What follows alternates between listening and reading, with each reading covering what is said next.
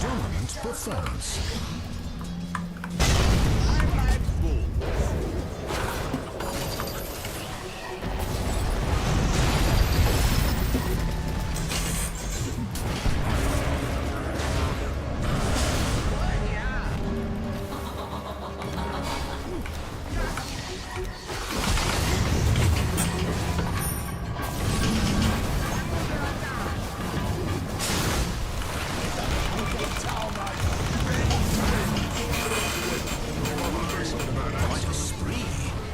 You still there?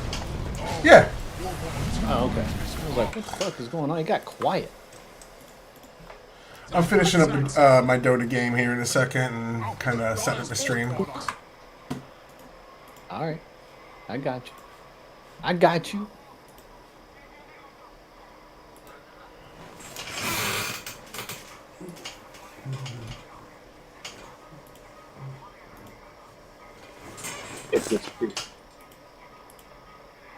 There we go. Alright.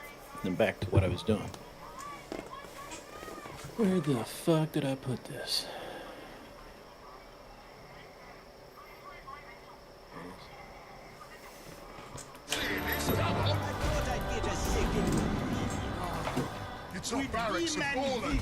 Why are there two of these? What's that? Why is there a Tyler and Tyler at the top? Not sure. It's odd. Where the fuck is Gibbs? He said to be here in 20 minutes. About 20 minutes. We're a little early.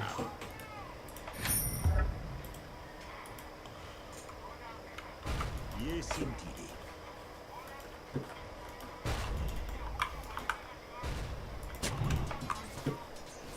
Yes.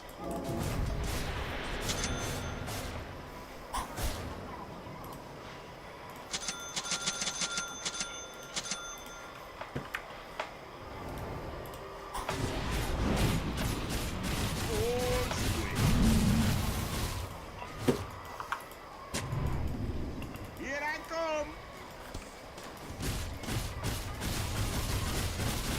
What? Yeah. Extract.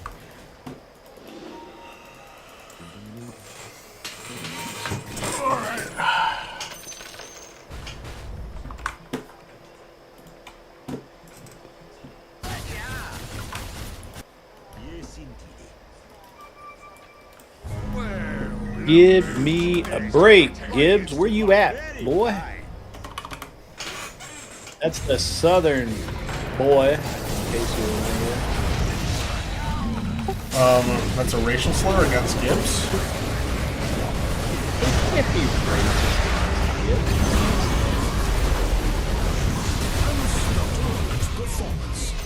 It's Latino. We all know you can't be racist. Yes. I'm just being funny. I'm just, you know, I'm just kind of being a dick.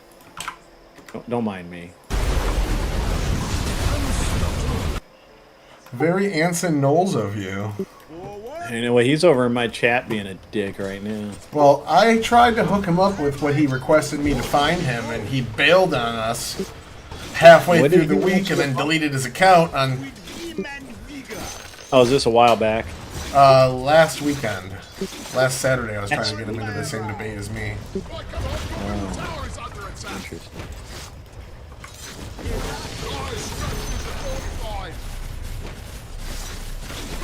But that's alright, you know, just make me look like an asshole to the people I'm trying to help out. Thanks, Anson.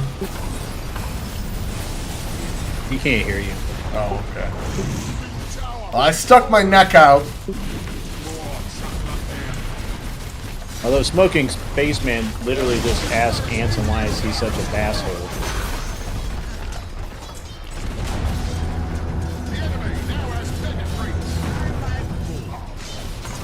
I have to unmute my shit. There we go. Alright, ladies and gentlemen, welcome to the show. Live, once again, it's me. Here. I have Tyler on the other side of this. We're not all connected yet because Gibbs me a break is not giving me a break. He said 20 minutes, and it's been 20 minutes, and I don't, I can tell time. I'm very good at it. How you doing, Jess? Good to see you. Good to see you.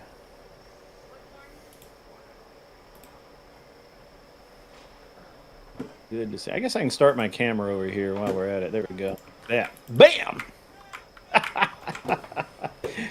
y'all ain't ready. You just ain't ready. Gunboat diplomacy is the topic of the night. It's actually one of my favorite topics because we get to talk about the Barbary pirates and how we shillelied those bastards right upside their heads, as we should do again. So, we're gonna get into this tonight. There could be some raging. There could be some rage quitting. You just never know. You never know.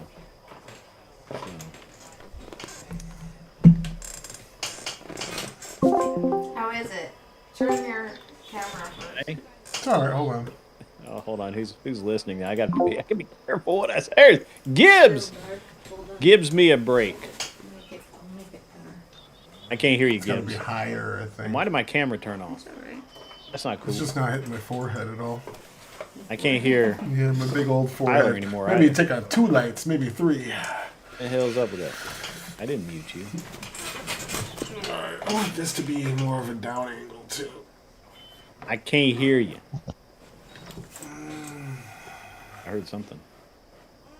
All right, let me hop out. I can hear Mel. Y'all have a good channel. Take her easy. I can hear you now. All right. I can hear Gibbs. You can see your pores. That was on my In Discord. You use a real streaming software like everybody else. Everybody uses Discord. You and your forlorn, degenerate, No. behind the times YouTube kid all be using this terrible, antiquated, Antiquated. and Modern really world, baby. ain't that bullshit. Discord's a baby back bullshit. That's what Discord is. Discord can't get my camera turned around right. You can do that. You just got to do it with other stuff. Right, yeah, you have to have 4 programs to make fucking Discord work. I need 1 program to make everything else work. Yeah. See, this is what I'm talking about. This is why there's no respect. There's Yeah. no respect. No, not zero. Yeah. All right. I'll take a fucking gun. Over in my chat, you guys are awesome. Don't listen to Gibbs at all. You guys are rad. That's what's up. He's lying to you. I think the Trump Hey, administration it's should not blow fun. up Discord, too. What's that? Close what? Discord Gunboat is diplomacy. Yes, Some, if you're gonna walk by. some Discord. gunboat diplomacy. Should change shit. The Don Rowe doctor. You don't need to close it for that, do you? Okay, no. We'll give him another 3 minutes. Talk Yeah. about Barbary pirates. See, that's I was hoping someone would bring up the Barbary pirates. Yeah, we weren't like England and France and paid the bounty. We said, "Fuck y'all, fuck your bounty." I don't think so, Papa. We gonna come over there and stomp a river. And I think we should kill all the shrimp on the way. Slowly, with as much Evil. harm as possible. Horrible. That'll be long-term burning of their Yeah. They don't, we didn't do that. if the shrimp all die over there, they what are they gonna feed the pirates? Yeah, and I think land boarding is torture, so. Land boarding. Yeah, because they're in the water. Didn't realize that was a thing. They, like, Oh, waterboarding a shrimp would just make it happy, so. You mean flambeing? Flambeing would be closer to it. How the hell are you, non-fun? I'm doing pretty good, after last night, actually, I'm doing okay, so. You get some What pussy? happened last night? What did I miss? No, the election. Oh. what Democrats winning when they were already gonna win? What No. do you know? It's a landslide. Hey, Gibbs, don't do that. You let him have his moment. Yeah, listen, hey, listen. Not only, They like, got, a lot of people overperformed their polls even. It was, I think it was unclear whether or not, like, obviously these are some of them are like New York City's a blue area or whatever, so it's not super surprising Mondami won. But Virginia's, Pennsylvania, they're somewhat purple. What did like- someone said something about Georgia, and I was sitting here trying to recall who was the Republicans' last Georgia candidate before this guy. It was Herschel Walker, right? No, this wasn't a Senate race. This was some fucking menial. I didn't go out and vote. So what you see in these lower level elections is only like 25 to 40% turnout of the general electorate, and it ends up being Democrat heavy because they have a higher preponderance voter base. Anyone that didn't see this coming kind of, I worry about you a little bit. New Jersey, I could have seen Chitterelli flipping it because of how well he did the last time he ran, but otherwise, the rest of them were pretty much able to be predicted.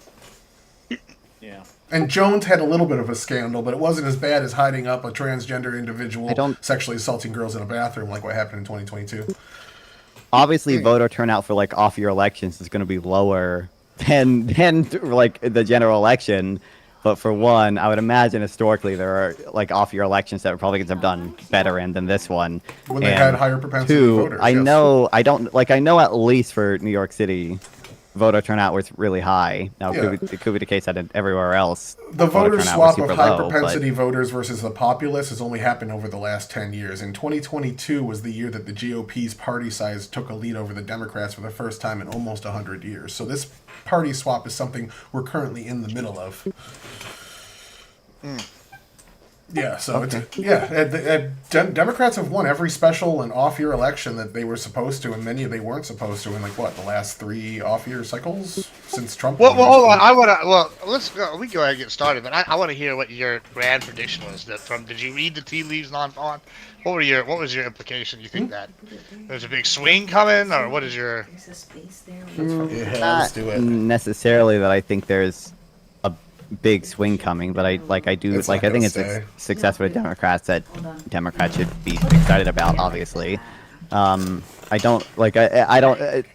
sure some of it represents, frustration with the Trump administration.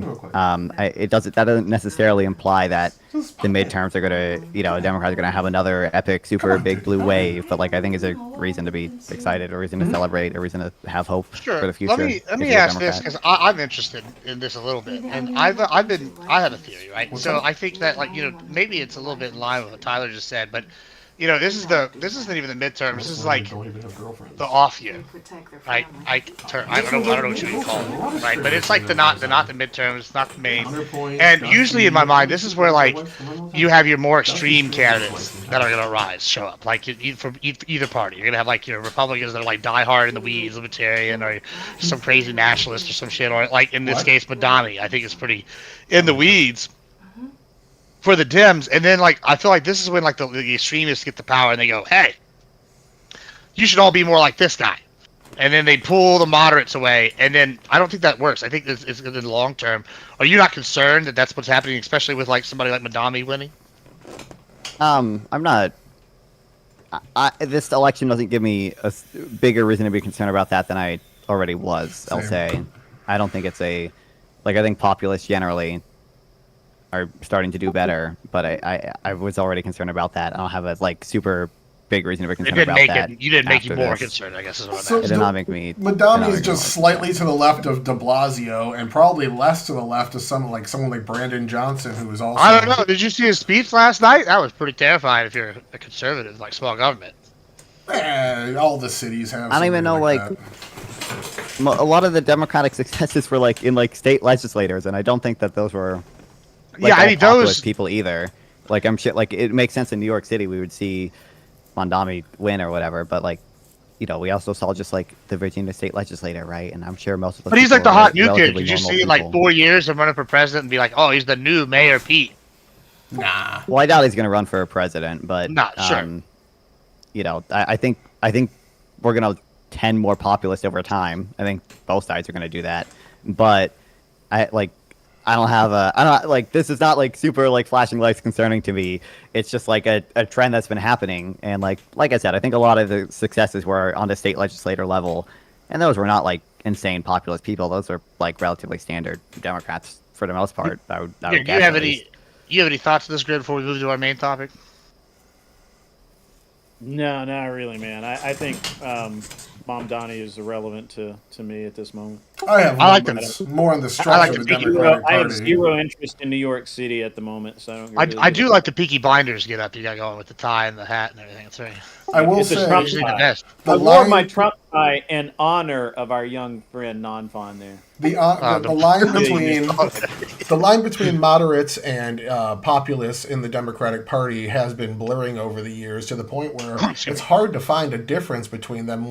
They believe the same things. One just has a more extreme solution. They both think Israel's committing a genocide. One of them thinks they should be BDS. One of the other side thinks that they should not exist as a state. And if you go issue to issue, they agree. They just kind of disagree on the prescription of how to fix it. I don't want to repeat the Israel thing again for the 5th time this week. So we're going to move on to the main topic of today, which is, hey, we're going to be talking about gunboat diplomacy. And if it Wait, seems where's like my we're returning, where's my buddy? Is my buddy gonna be here? I don't know, but if I have to back you, I guess I will. But yeah, it looks. I don't know where he's at. But yeah, and we're already 5 minutes over, so we're just going to run it. And I messaged him. We'll see if he shows up. But.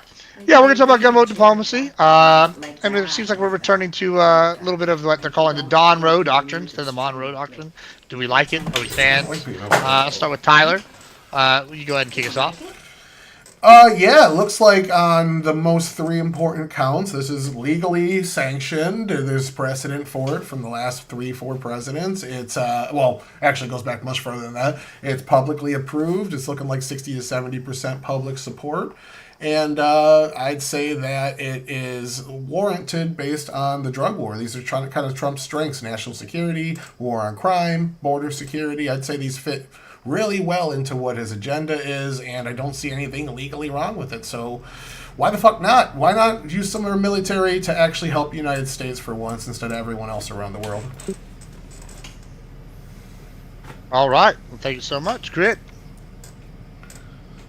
Yeah, I mean, we have historical precedents going back to the founding of the country. Again, I love this topic because it allows me to talk about the Barbary Pirates and how we whooped those bastards with only 100 Marines. That's all it took. I was into that. I think that anyone who thinks that narco...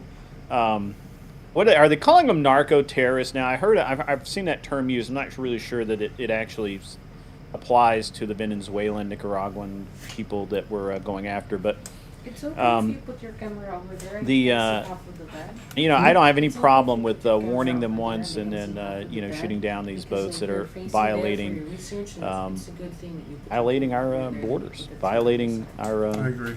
our laws. We'll figure it I don't out. have any problem with it. Mainly because they're not citizens and they're, narcos, trafficking. So that's about it. All right. Thank you so much. Non-fun. Sure. I mean, I don't think that most drugs come from Venezuela or the gangs that Trump is targeting in Venezuela. It seems like if you wanted to get the best use of our military resources on the margin to combat drugs, you would do it in Peru or Bolivia or Colombia, and that you potentially even do it with the cooperation of some of the governments there, and that would be less likely to provoke any type of actual state-on-state conflict. I don't think that any of this stuff is particularly legal. I don't know exactly whether we're talking about international domestic law, but I mean the Trump administration themselves has given contradictory readings on what what it is. In the brief that Trump gave to Congress justifying these strikes, he said the United States is engaged in a non-international armed conflict against these cartels who we have designated foreign terrorist organizations. I don't think there's any precedent for designating these types of people engaged in the drug trade as foreign terrorist organizations unless they've actually engaged in some type of armed attack against U.S. citizens and everything. And in the AEA proclamation, the reason Trump is able to say, Venezuela is committing a predatory invasion or whatever, is because Tren de Agua is apparently connected to the Venezuelan government. Which, if that is the case, I don't really believe it is, but if that is the case, we would be in an international armed conflict, not a non-international armed conflict.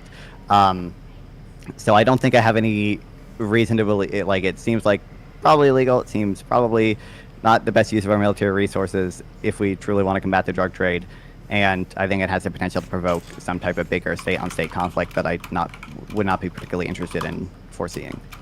He brings up an interesting thing I've seen today, that China and Russia are sending weapons to Venezuela and radar systems and whatnot. It seems like they're trying to maybe make this into their version of Ukraine for us. Is not something y'all are worried about here on the right here? With Venezuela? Yeah, you think they could just like give them enough to like keep bleeding us over time? With their, if they have like the new Russian air systems, the defense systems, and they're giving them. Russia's too busy sending those to Ukraine. Yeah, Russia couldn't even defend the What about proxy. China? China's talking about immediately- that. No, hold on. Russia couldn't even defend their own proxy state immediately to the south of them, let alone their ally who gives them tons of drones and drone parts, which is Iran. So Syria and Iran falling without any Russian help. Why the fuck would they go all the way across the world to help Venezuela when they can't even help their allies? Like, I don't see it as a major threat at all, really. Are you concerned at all about the potential, how costly it would be for the U.S. military, to No, I'm not have worried any about type that of, at all. If we had a strike in Venezuela, let's say, which doesn't seem particularly unlikely that we we're not would striking in Venezuela. Even if we did, though. Trump has suggested that we should, and it certainly seems like there are a lot of military resources being deployed to that area that don't make sense if we're not planning strikes within Venezuela itself. Okay, but I'm dealing with what is actually happening, and there are so far no strikes in Venezuela itself. Now, if there are strikes in Venezuela without the permission of their government, then maybe we have something to talk about. Well, hold on, we still don't. Wait, one, I think it's fairly likely or probable that we're going to hit a strike in Venezuela, and two, why would we give a fuck about what their government's permission? Yeah, I didn't want to say that out loud, but I just really did. I mean, does it matter? I mean, we've got a carrier groups literally off their coast right now. I mean, Which, for one, I would say that carrier group probably is evidence that we are planning like an actual strike within Venezuela, and not just like going after certain even boats if we in were, the so region or what? whatever. I kind of want to hear. Secondly, so what? my Because point: we are you strike concerned nations at all? like Gibbs was talking about any potential relationship they had with like China and Russia or whatever. I don't know if I'm super concerned about that, but I am concerned that if we were to strike within Venezuelan territory, that would lead to some, like, probably not full-out war, probably not full-scale invasion or anything, but some like state-on-state conflict that would be a lot more costly to the U.S. military than simply taking out a few boats. Like I said, probably I legally, guess we discussed that as well in the Caribbean. I guess to my righties, what I'm saying is I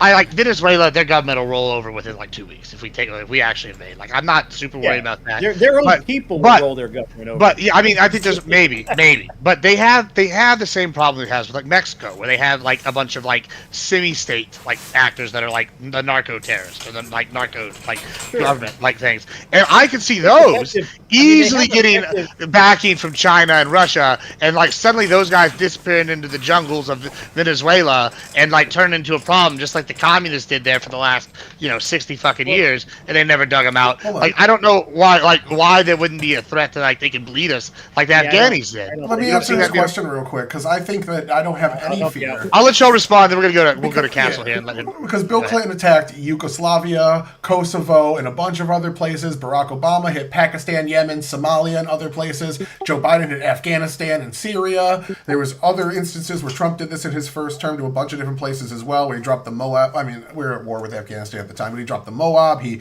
hit Syria. He hit Iran. He hit in Gaza. Like, there's a bunch of instances. He hit Iran recently too in his second term. This does not mean we're at war with them. And again, if this axis of evil were worried about coming in to fund Venezuela was actually capable, why didn't they protect themselves and their allies? They got crushed. Iran got crushed in a 12-day war, and Russia didn't help them at all. China didn't help them at all. Why are they going to turn around and help Venezuela, who's not their ally, who's just somebody that kind of sides with them?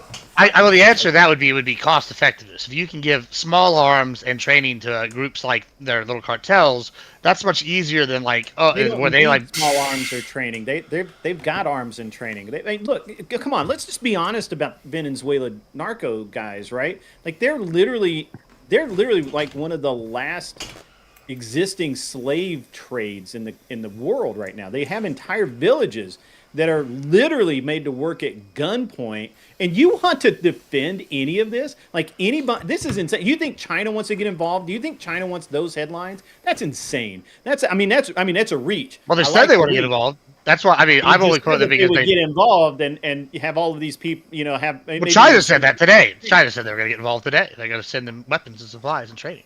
Well, they'll sell them stuff for sure. They'll sell them stuff. Let's go to Castle since we can come in here late. Thank you, Castle, for filling in for a drop. We appreciate it. What are your thoughts on gunboat diplomacy and the return to, I guess, what we're calling the Don Road Doctrine? And you've heard some of what we've talked about so far. What are your thoughts? And thank you again for filling in. Yeah, no worries. I mean, are we specifically talking about Venezuela or just in general? I mean, both. Yeah, we were starting with Venezuela. We can open it up from there, I guess. There's, other countries involved as well.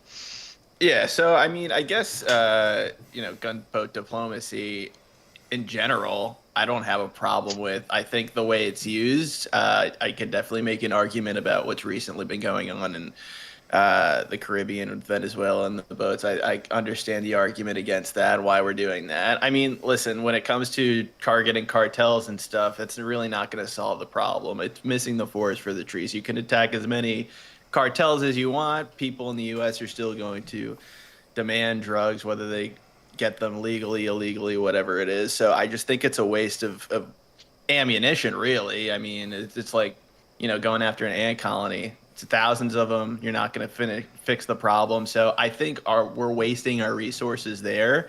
And Tyler, I think you mentioned a few examples of how we used force against other countries in the Middle East. And I think when you're talking about terrorism, that actually is a severe threat. I think that's just a little bit different, where I would understand using force in that manner to restore diplomacy. So I think it depends on the situation right now in Venezuela. I wouldn't really Syria, support we what were we're doing attacking there. terrorists. Syria, Iran, several of those countries, we were attacking their government.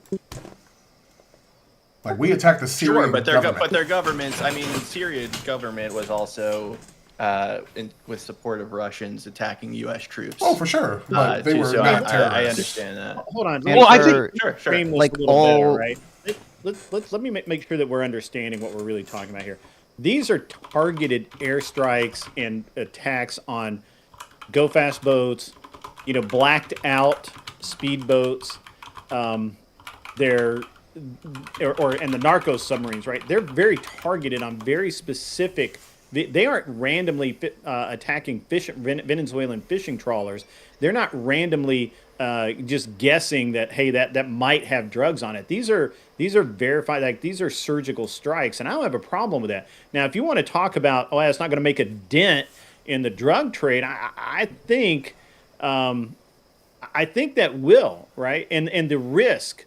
It has, Grid. It has, Grid. Did you know what's happened? All right, guys, here's some cool tidbits. It's interesting that Papa Gibbs knows these facts. Did you know that we are at the highest numbers imported of cocaine since the 80s? It's actually surpassed the 80s. Here's the other kicker. It's the purest it's ever been because of Trump's war on fentanyl.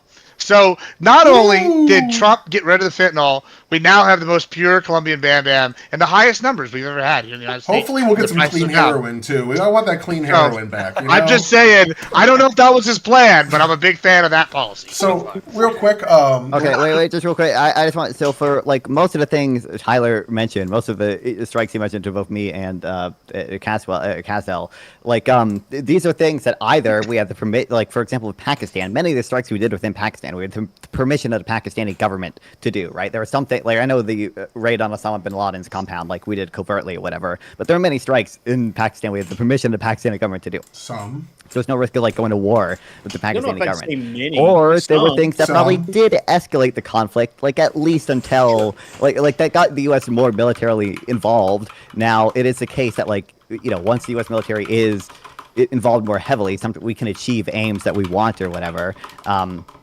Like, obviously, eventually the Syrian government, was overthrown or whatever. Like, that's probably a net good for the U.S. or whatever. I'm not arguing that all military intervention never turns out to be net good. I'm just arguing, like, it probably is the case that if you do a strike within Venezuelan territory, even if it is against a cartel or whatever, a cartel which, again, by the way, Trump has alleged is connected to the Venezuelan government, that probably does have a pretty big risk of provoking some type of state-on-state conflict with Venezuela. And even, like, I can see there's a possibility that turns into a war that is not good. I wouldn't mind a little bit of a U.S. interventionism again, which I normally don't. But, Venezuela used to be a prosperous, wonderful country, and now it's a fucking shithole with literal slaves. Like, literal. Like, not making that shit up. Like it could use a little freedom ringing in the morning. Well, remember last year he was hiring Cuban death squads to go hunt down his dissenters, if I recall. But let's just look at a far-reaching thing. I think that's interesting. Today I was reading was that Iraq had just had a meeting with their Department of War, or whatever, had a meeting with Pete Hegseth, right? And apparently the Iraqi department, the head of war guy, cited that he was concerned about U.S. intervening in Iraq again against Iranian militias in the way that we were doing with Venezuela potentially. And I was like, well, that's interesting that, different regions of the world, they're both concerned about how we're going to react. Is this something that we want other countries to be concerned, like, oh, daddy U.S. might come back and lose the stick? Well, like, what are y'all thoughts here on this? Absolutely, peace through strength. But going into like what we were just talking about, almost all these military interventions, when Clinton went into Yugoslavia and Kosovo, they could greatly opposed it. Biden and Trump and Obama all attacking Syria. Syria's government greatly opposed it. All the attacks on Iran, Iran's government greatly opposed it. There's a long list. So if we're just going to cherry pick out the that few led in to Pakistan, it didn't lead that to led much. to like a prolonged conflict with Syria. Eventually, the U.S. came out on top, but like we had troops on the ground in Syria for decades. We still do, but they're there mostly to deter Iran. We are in South Syria. Yeah. The actual Syrian the troops on the ground in Syria were also there to deter the Assad regime from attacking that little pocket we had, were they not? Weren't they literally They were there to training protect Syrian the rebels Kurds, too? but we were also working with Syria to fight ISIL in the region as well. So it's kind of a little bit more complicated than that. But most of these strikes did not have government support. I just went through the list of mine, ran it through Grok and asked, and they were telling me that only some of the Pakistani ones, Yemen was in full support and Somalia's governments were in full support, but that's about it, and the rest were not. Almost every single one strongly opposed Biden, Obama, and Trump, and Clinton all doing these types of bombing. As well sure, as Bush.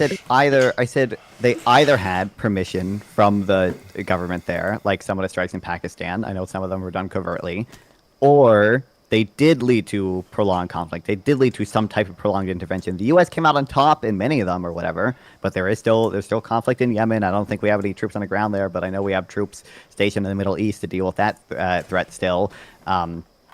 I know we actually, it's funny, we don't have an aircraft carrier in the Middle East for the first time in like 20 years because Trump sent that one to Venezuela. Or we have, we did have troops on the ground in Syria. We still do. They were, to my understanding, they were training Syrian rebels as well. They were protecting the Syrian rebels that were in the little Were they there before U.S. the strikes? autonomous zone. Were they there before the strikes? I don't know when we first put U.S. troops on the ground in Syria. They were long before the strikes. That being said, most of these governments did not agree with it, and most of them, Kosovo didn't lead to a longer war, Pakistan didn't lead to a longer war, Yemen didn't lead to a longer war, Somalia didn't lead to a longer war, Syria didn't lead to a longer war because they were already there. Again, and this one as well, we have a ton of examples where that's not the case. And then your other point earlier is, why don't we just go in and work with these governments? We've tried. The Trump administration canceled $50 billion, or was it millions? 50-something million or billion going to Peru specifically to help fight drugs because they refused to work with us. They wouldn't let us do drone flyovers. They wouldn't let military go in. They only would work with the DA if the DA had enough proof to prove that this drug organization exists, and they weren't allowed to go in and do spy work against them. So Peru has been pushing us back and not working with us, not allowing the military in the same way Mexico is, the same way Argentina is before the current leader was in there. Most of these countries are saying, no, you cannot put your military into our country, as well as the subject of tonight's debate. They will not work with us at all. They are hosting. Venezuela is one of the worst offenders. Yeah, they absolutely have refused all U.S. support, aid. Yeah, no one is arguing. The Venezuelan regime is obviously hostile to the U.S. No one argues. And they're no one working argues with the against cartels. that. It's proven. Yeah.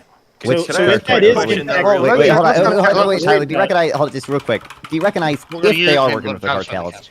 If they are working with the cartels, then Trump's justification for these strikes or whatever is not true, because he said the United States is engaged in a non-international armed conflict against foreign terrorist organizations. If it was the case that these were truly working with the regime in Venezuela, it would be classified as an international armed conflict. Wait, Maybe? is that wait? Well, hold on. Is that the same as like? I mean, you with understand that movies?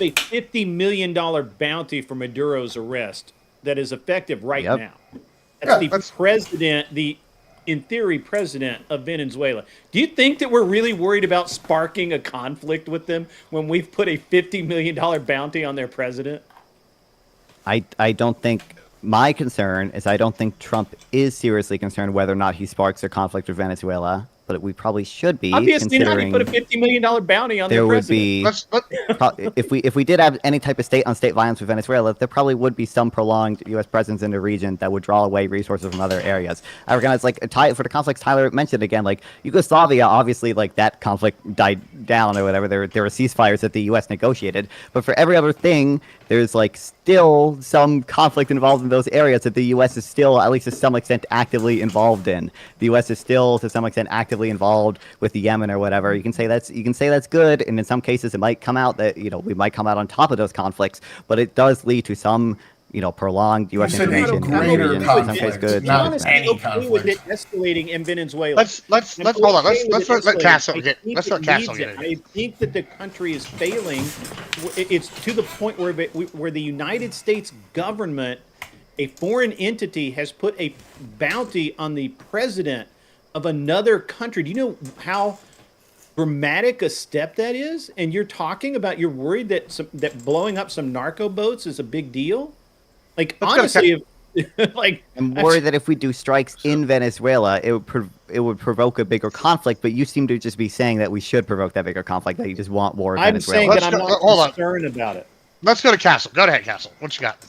All right. So I just wanted to kind of lay groundwork for where the other side is on this. So are you guys arguing that there's no limits to gunboat diplomacy, or like what would the limits be, I guess, for either Grid or Tyler? Like what could the U.S. do that would be deemed, I guess, illegal or an escalation too far into gunboat diplomacy? Just so I can understand like where to argue from. I think that step one would be the designation of a terrorist. If you look at what Trump has to meet with criteria, they easily fit the criteria of being designated as a terrorist. We can get into that if you want. So that one's checked. Two, I would say that anything, I think there's a day limit. I think it's 80 days or 90 days. Congress then has to go on and improve that. So if Trump ignores Congress, that's a problem as well. Or I think too big of action, like sending in a squad to go assassinate somebody at the higher ups, or direct military engagement, since this is more of a proxy state. Mostly the Cartel of the Sun is the one significantly tied to the government, and they work with Tren de Aragua. If we killed the Cartel of the Sun and it ends up being a military officer out of uniform, which a lot of them are, then I think that's fine. But if he's in a military uniform in a military capacity, then I don't think that's What if? Let me throw one at you, Tyler, and then I'll let Gray answer. What if like they hire? I don't know. What if Exxon decided they're going to hire Blackwater tomorrow to go capture Maduro? Blackwater That- doesn't exist. Sure, that's what I I think. think that's already happened. Bush tried to do something Right. similar. Bush tried to go Yeah. in and get Guevara. Would that be too much of an escalation? Let me hold on. I can actually answer that. So we've already got CIA covert missions people. We've had them in there since. Sure, I'm sure we've had them in for the decade, but like I'm asking. Well, if we I hire- mean actively in there doing sabotage, gathering intel, that sort of thing, and those were acknowledged as authorized in October last month. Like that like they said, yeah, the CIA are actively operating in the country right now to sabotage and gather intel on these narco operations. Now, obviously, they also think that the president of the country is a criminal, and they may be going after him. I don't know. That's a CIA thing. Yeah, but what if like they hired like Dog the Bounty Hunter and us five, and we were going in there with a squad up and with mule team? Yeah, they're not going to do that. Yeah, but like, would that be Trump too much of won't an do that. escalation? I mean, he Trump might won't not. do He that. might. Somebody might. Trump won't do that. No. What if somebody did that? Would that be too much of an escalation? I guess is what I'm asking. 'Cause I have you no just said idea. we have a $50 million bounty on him. Yeah, we have. Like- I mean, if you want to go down there and get it, baby, let's go. Yeah, I mean, if we go down there and get it, like, is that going to be like World I War know some III? Do we? people. I mean, yeah, but you brought this up. You said, hey, it's the escalation. Okay, if random American citizens, in theory, decided, hey, we're going to go try to get this bounty, would that be like a wartime escalation? I think non-FON would say yes. You're shaking your head no. What do you? I mean, if private citizens can do whatever they want. Iran puts fatwas on people left and right. I don't think that's a declaration of war. What do you think, Castle? You think that would be a declaration, or like if I don't know, you and me and the buddies would try to get him? Well, I think if you could prove that the U.S. government was behind it, then Yeah, they are behind it. I want their $50 million bounty. Yeah. Well, yeah. If this isn't just a private citizen going on their own, then if it's the U.S. government, then yeah, I would definitely take that as an act of war. And I think too, like back to my original point, just to understand the escalation point, for Tyler Grid, like if the people in Venezuela, let me grant you that the strikes are drug boats, because I've seen on Twitter, oh, they're not drug boats, oh, they are drug boats. Well, let me grant you that they are going after actual drug runners to these countries. Mm-hmm. Do we know who is on those boats? Like, do we know if they're Venezuelan citizens? Do we know if they're, Brazilians? Do we know if they're Colombians? Well, I'm saying that I think if you're running a blackout, you don't know, and we're bombing boat in the middle of the ocean at night, if you're running a go fast boat in the middle of the ocean at night with no lights, and when the helicopter or whatever their drone or whatever they've got after you, when they announce in Spanish stop and you don't stop, that fits the narco profile. And they'll light you up. Sure, I'm not saying they're not. The answer is no. But I'm saying the answer is no. I mean, the answer is no. I don't know for sure. Well, the answer is no. But if there were a U.S. citizen on that boat helping smuggle drugs, and we just bombed a U.S. citizen, I think that would be. Well, he would be a criminal by definition. Yeah, he'd be in a terrorist organization. But hold on. He's a citizen. Kessel's making a good point. We don't actually know 100%. When Biden bombed a car in Kabul in 2022, I think it was, he ended up killing a family of 10 when they thought they were targeting a terrorist and made a massive mistake. We have to trust our intel agencies are doing their job. In order to be targeted, just based on in order to be targeted, you either have to present an actual armed threat to the U.S., right? Or you have to be a member of an organized armed group that makes you liable for status-based targeting. I don't think there's any reasonable world in which we can consider these cartels an organized armed group under which people will be liable for status-based targeting. Organized armed group. Well, not under the I do want to push conventional back. international law. I do want to push back against one of these things, though. Hold on. I think they're just as culpable as whenever we bombed that American citizen. I think Obama did it, and he was like, "This is a terrorist," right? But then it was a journalist or some shit. They're probably same gray zone, terrorist organization and a cartel. However, I remember people were pissed. But hold on, people were pissed about that. Because you're not supposed to bomb U.S. citizens if you're with your U.S. drone. We're supposed to bring them in, give them a trial. Sure, if they're actively out there fighting and shooting us, bang, bang, and they get shot by a SWAT team, that's one thing. But I think it's different than whenever it's like, hey, we got Reaper Prime up here flying, and it fires Foxtrot 3 at me, and I'm dead. I think that's a little different. Wouldn't you agree, Grid? You want to you want to get hit by the Reaper Prime while you're walking over here? That's why I don't do narco. That's why I don't do narco. What if you cross the street jaywalking and they're like, "Hey, get that fucker"? What's the? That's the next step. Wrong place, wrong time. It's the next step. Yeah, wrong place, wrong time. I'm with the that's one step towards big government. If we're like, hey, you do want to make a hypothetical, right? Like if I were flying my plane and my radio went out and a jet pulled up next to me and said land or die, and I couldn't hear him. And he made clear signals for me to land, and I ignored him and maybe even gave him the bird because that's my style, that's my personality, and he put a missile up my ass. There wouldn't be a damn thing anybody'd say about it. Oh, Grid, come on! Bro. People would be saying wrong. If you're not, you weren't doing. Yeah, should you land? If you're just flying over my ranch and the F-16 pulls up and is like, hey, land, and you're not doing anything wrong, I would have a problem if they fucking missiled you. Yeah, I think so. If I ignored their orders and they're like, hey, if you fly over this area, man, you're lit up. Well, the cop comes up. That's a real thing for air. Yeah, if a cop comes on my land and tells me to do some shit that I don't want to do, and I haven't done anything wrong, he can go There's get a fucked too. massive difference between military Yes. and police officers. Exactly. National Yeah. security different. They don't have to do the same checks that a localized police would have to do with a United States citizen. I'm looking into that right now. The Trump administration Yeah, doesn't that's need a to concern, prove right? any of You these don't see people are that- terrorists, except for the one person they need to identify was on the boat. If one terrorist is on that boat and they've made positive identification, that right there merits they're allowed to blow that boat up. If they hit a U.S. citizen as collateral damage, That's only the case if we're actually engaged in an armed conflict. I'm reading it right now. Yeah. No. This is What what under Trump is what allowed to U.S. do. law, under what domestic or international authority too? I don't know how much you care about that. I don't. Can you target someone based on their status as a member of a cartel Well, if we're there's not in an multiple armed? here.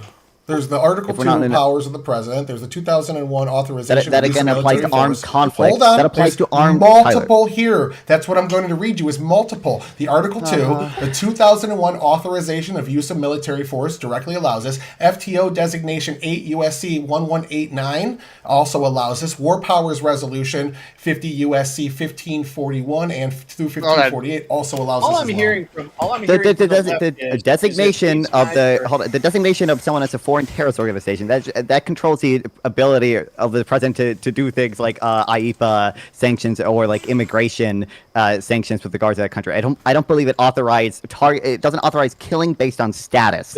I don't Also, believe you mentioned I the don't War believe Powers that's the case. resolutions, by the way. Secondly, the Article 2 authority it applies when it's like reasonable to anticipate war in the constitutional sense of the word war is my understanding, at least from what I've read.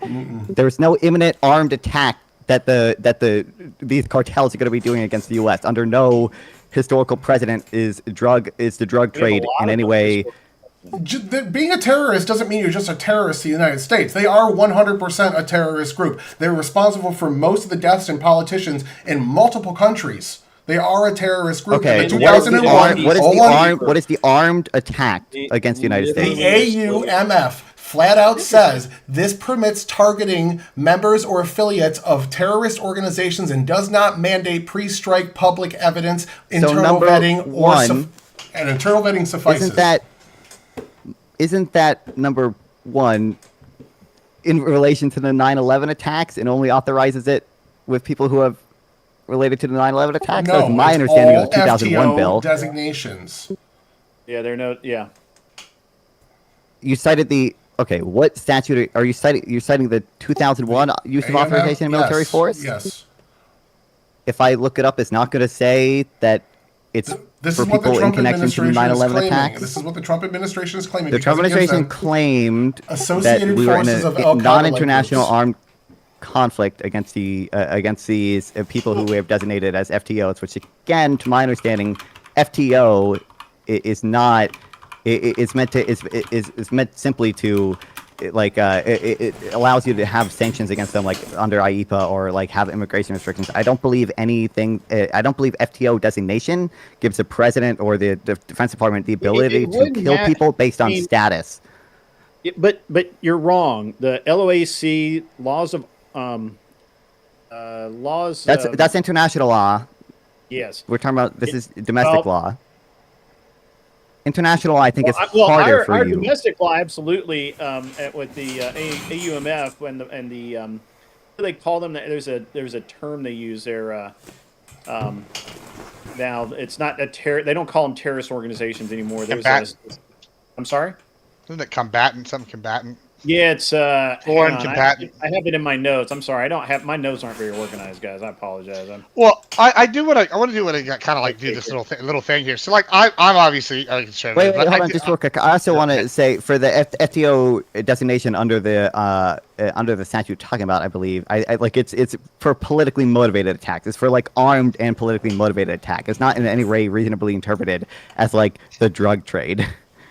Well, okay. I know that's partially the reason why. Yeah, just real quick. This is the language: premeditated, politically motivated violence perpetuated against non-combatant targets by subnational groups or clandestine agents. I don't think Tren de Agua or these cartels fit that definition.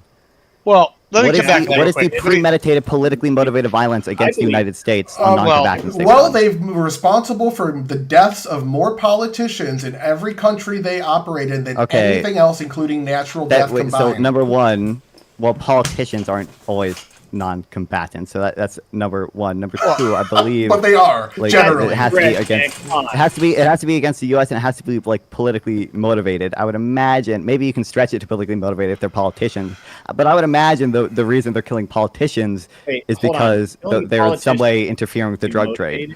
Seriously? You're going to stand on that? Yeah, like the AMF reading was the original interpretation that ignores all the precedent that's come since. So you're making basic points and ignoring how law has evolved based on Obama actually expanding it to incorporate ISIS, who wasn't involved in 9/11. Well, they're an armed group. They commit armed attacks against people. So does Tren de Agua. They don't have that. Hold on. Let me try a different way. Well, okay. I don't want to argue that cartels don't make armed attacks because they absolutely make armed attacks. 100%. Not in the understanding of the law. Not sure.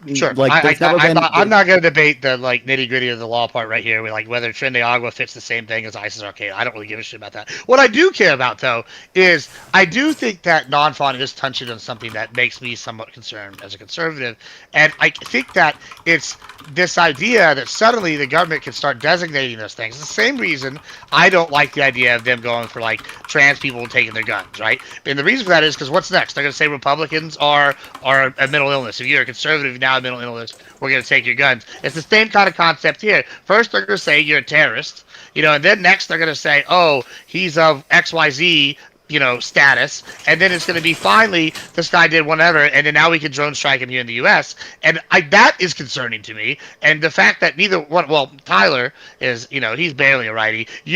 I'm surprised you're not concerned about this at all. Like, do you not have the concern that, like, say the next guy, maybe a lefty gets in here and starts like classifying, oh, they're a part of a hate organization, we can drone strike him because he's part of the Texas Nationalist, or oh, he's a hate organization, he's part of the Baptist Church, like, bam, like. Is that again, when we're dealing with foreign countries and organizations as terrorist groups, then no, I don't have that concern. The Klan's a terrorist group. Hold on, The Klan's considered a terrorist group. Like, should we be able to drone strike Klansmen in the United States? Are they considered a terrorist group? I think they are considered. They're considered a domestic one, right? The AMF legally does not require the terrorist attacks to be armed against the United States. All right, well, let's pick the Aryan Brotherhood then, because they are an international one. All right, no, I have that. So if that were the case, why are we not drone striking Antifa? I mean, that's a good question. That's my concern. Domestic versus foreign. It's only foreign terrorists. These are domestic. Right. Hold on. What's the step? If China designated a terrorist organization, and if we find out China's paying them, okay, cool. Now they're a foreign terrorist organization. Are we going to start? No, that's not how that works. That's not how that works. They live in the United States and they're U.S. citizens. Killing them based on status, as status, not they're actually posing like some imminent threat via an armed attack to the U.S. just for the status being a member of Antifa or being a member of the cartel. Suddenly we find out Russia and China are funding Antifa, and now they're foreign status, and we decide. Doesn't matter. I understand. I got what you're saying. So if Antifa gets on a boat and drives up the Mississippi River armed with a bunch of, I mean, obviously they're already going to have drugs because they're Antifa, but with with whatever their little concrete milkshakes or whatever the fuck they'd call them. If they drive up the river, do we get to airstrike those guys then? No, you would not get to airstrike those in my situation. You know why? Do you know why? Well, because I don't want status being the reason why we're getting drone striked in America. But at that point, they're armed in conflict. So yeah. But do you know why we wouldn't do that? Well, hopefully because we haven't deployed the National Guard and we're in a civil war. That would be hopefully why we haven't done that yet. Well, I mean, it's because they're not a foreign terrorist organization. Yeah, but they are. But if Russia or China's funding them, what's the difference? If you can prove that they're Russian, then sure. Yeah, but they're like the old people that are okay. Like this is my point. Let's say we find out. Stretching because we hit. No. I mean, we don't have to. We already know they've got some funding from these foreign powers. Like so, if we found out Antifa cell number 36 in fucking San Antonio, Texas, they were sit here and they were supplied by Russian ops and Russian agents, and they got their weapons, and they were sit here and fed them money from Russian agents.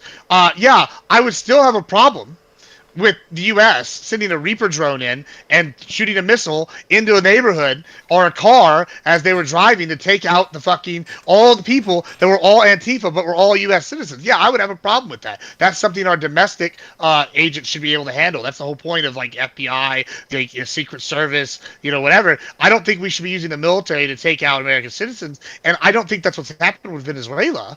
But I am concerned about the slippery slope of, we're going to start saying, this status, we can bomb them if they're a citizen or not, because that's what Obama did, and we had a problem with that. And but now Republicans are telling me we don't have a problem with it, and maybe I'm not sold on that. I don't know. And he also used the AUMF to do that. I see a lot of gaps in that logic, but go ahead. I'm sorry.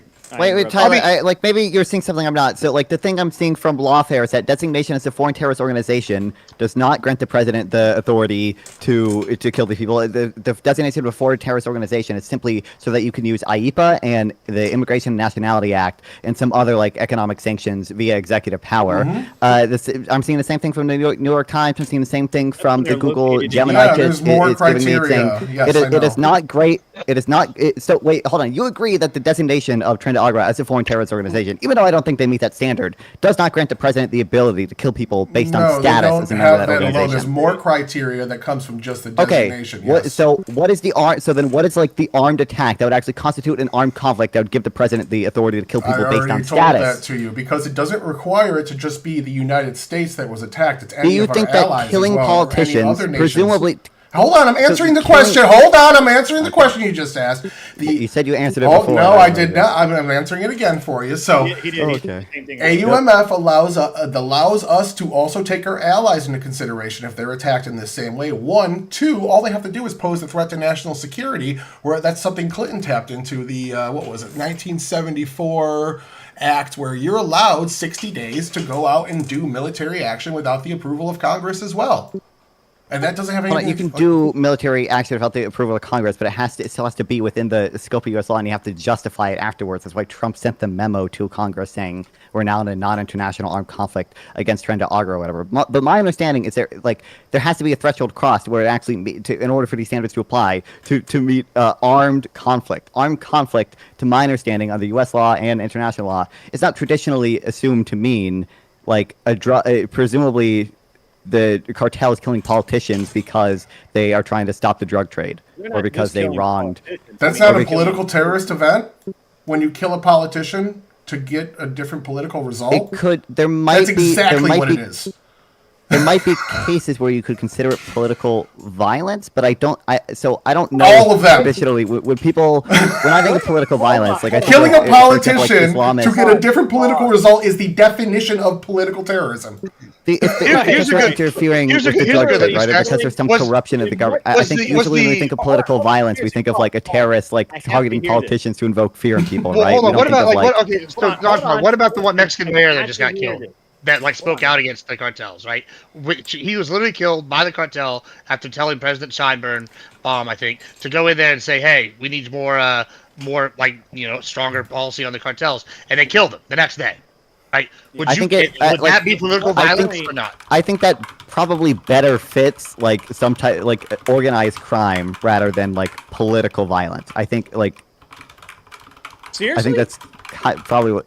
Organized crime. I think that's a better fit. Come on, that is. Well, hold on. So, then I guess what they're struggling with is a distinction. Would you call Tammany Hall, would back in the day, would Tammany Hall be political violence, or would it be organized crime? Because who is she? I don't. Tammany Hall was the Chicago, New York mayors, right? Run by the mob, right? Tammany Hall. Look into William Taft. So they're basically a mob-ran city. Right, when they were stuffing ballots, organized crime to the max. The mayor was pushing policy that helped the mafia. There's probably I don't know how holistically I would categorize it or whatever. There's definitely political violence involved in that. I don't even think that all of Trinidad's actions or whatever couldn't be construed as political violence. I think typically when people think of political violence, though, they don't think of an organized crime group killing politicians because they want better. Drug trades or whatever. Well, then those people are stupid. Okay.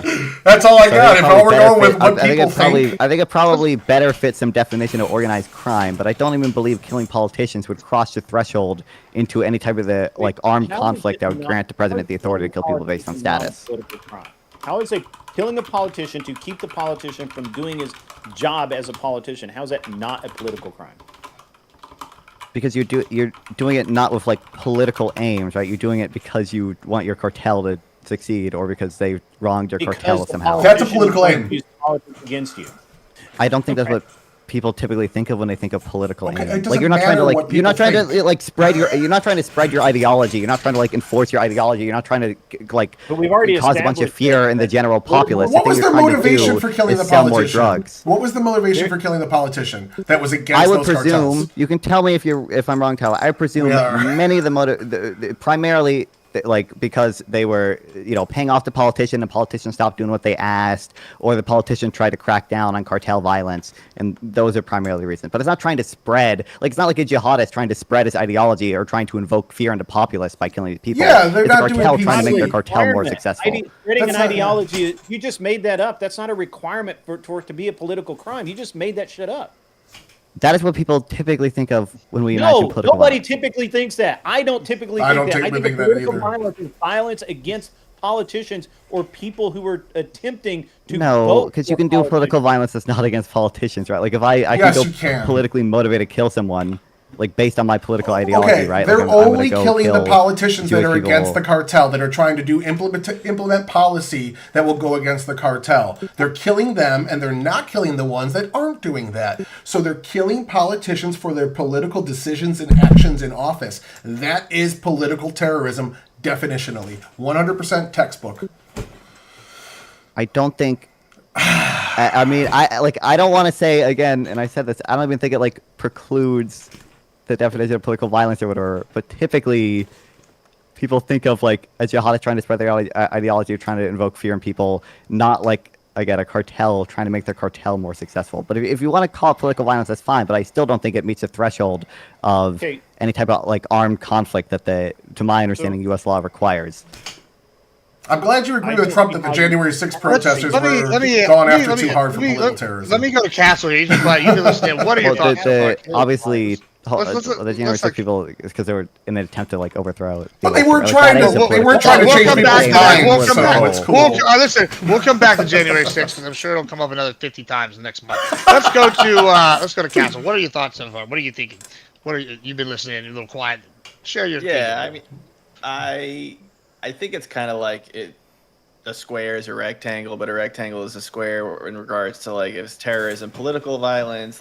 I would say in this case, especially in Mexico, that it would count as political violence, but not all political violence is terrorism. So I think that's where the definitions you can go back and forth on. I think the situation in Mexico, which I was just reading about actually the other day, was political violence. But I think, in regards to the theme and the overall topic at hand, I still don't know how we kind of got on that subject and whether or not that means that we have to go into Mexico and start taking out the cartels. I'd say Mexico should probably handle that on their own because it's been a problem for them for decades now. And I think that when you go back and look at some of these other instances too, there's a theme here, and I don't want to sound conspiratorial, but I think there is an obvious theme of these countries that we are attacking, whether it's Venezuela, whether it's anywhere in the Middle East, and they're countries that do propagate in narco activity that we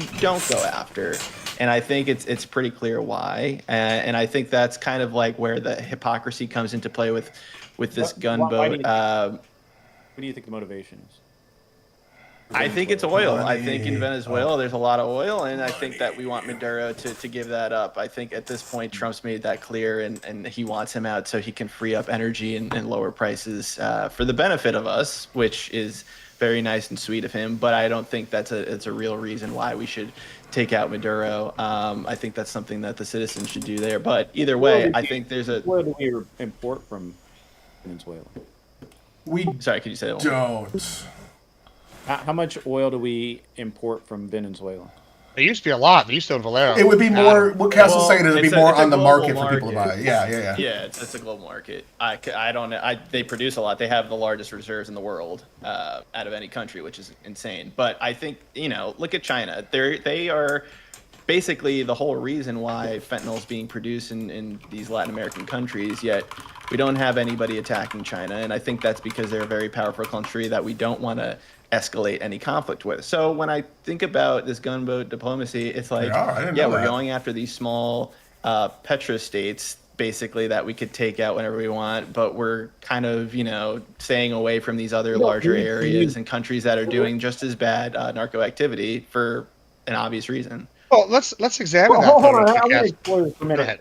ahead. Because this is interesting to me. So we don't really need any other reason to go after them than communism, and they have oil. I mean, we don't need we don't need to make up bullshit about narco terrorism as an excuse to go after them. That's what George Bush did. Yeah, I mean, we've proven all over the world that if you are a dictator and mean to your people and you have oil, the U.S. is we have bombs to burn, baby. And we'll do it. But I think that's antithetical to Trump's whole no new wars thing. Like, I don't know why communism is our place to start invading countries or taking out their leaders. That's I'm not sure we have bombs to burn either. But well, that's interesting, and this is like something I was hoping we'd get to. And so thank you for bringing this up. Is we talked about this, and I've been reading people calling this the Don Roe doctrine, because it seems somewhat antithetical to his no wars policy. However, it very much aligns with the isolationist kind of ideas of, where it's like we don't want these other people on our side of the hemisphere. Is that where you're falling, Grid? Because you were just saying it seems like a good point. I mean, it's a solid point that we would not want to have other people involved, but I guess my problem with that is, we've just never needed that before to go after something. Now, it's a good point that Trump can use narco-terrorism to go into Venezuela without starting a new war. He's just simply expanding on the drug war that we already have, that we have had since, 1989 or 90, something like that. So real quick, Grid, I'll push back real quick because we don't need a reason, but the exact reason we went into Iraq was a whole fake weapons of mass destruction conspiracy. They already had Saddam Hussein, who was an evil dictator. Well, I'm not getting into They found 6,000. I think that was a whole mess. Stop it. They found 6,000. That's how the burn pits were discovered. But going into the history of Venezuela, so what happened is we used to get about 15% of our oil exports from Venezuela. What happened after is Chavez got elected. When Chavez got elected, he was a big fan of Castro. What they did was they used the government to seize private industries that were U.S. owned. So they took billions of dollars in U.S. equipment, U.S. property, U.S. firms, and just seized it and said, get the fuck out. That right there would be enough to go in for us for oil. And Bush did do some things. What happened is we backed anti-Chavez protests. When that started going off, we went in and arrested Chavez, held him in detainment. Massive protests started within the country. We ended up releasing him. Wait, Tyler, you can't say that's reason. Imagine if the U.S. said, tomorrow we're going to take over any land that the Chinese own in the U.S., and the China got pissed and said, we're going to go into the U.S. and take our land back. That would be insane. That's Venezuela first. That would be an American first policy, and there's no reason for the U.S. to get involved in Venezuela. That's actually a good point. Buy that shit. We've done they that. Stole it. Hold on. We've done that. We've done that here too.